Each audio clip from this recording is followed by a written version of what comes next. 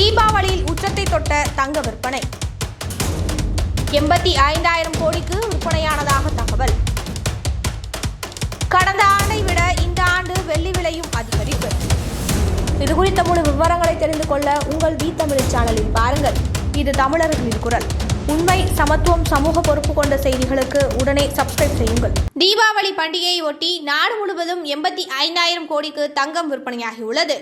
India முழுவதும் ஒரே சீரான வரி விதிப்பை உறுதி செய்வதற்கு கடந்த 2017ஆம் ஆண்டு ஜூலை 1ஆம் தேதி சரக்கு மற்றும் சேவை வரி அறிமுகம் செய்யப்பட்டது. இந்நிலையில் 5%, 12%, 18% மற்றும் 28% என 4 அடுக்குகளாக இருந்த ஜிஎஸ்டி கடந்த மாதம் 22ஆம் தேதி 5%, 18% என 2 அடுக்குகளாக மாற்றப்பட்டது.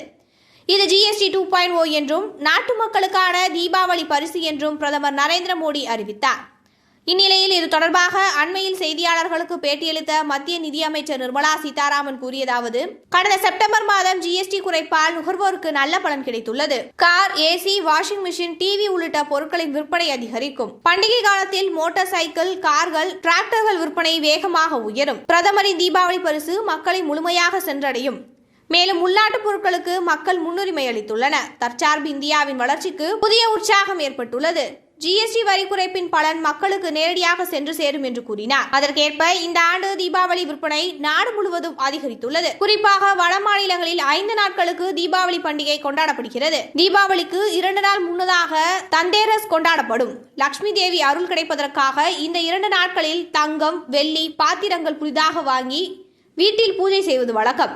அதன்படி இந்த 2 நாட்களில் தங்கம், வெள்ளி அதிக அளவில் விற்பனையாகியுள்ளது.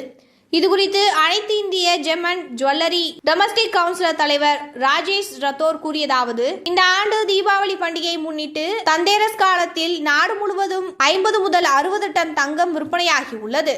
இதன் மதிப்பு சுமார் 85,000 கோடி.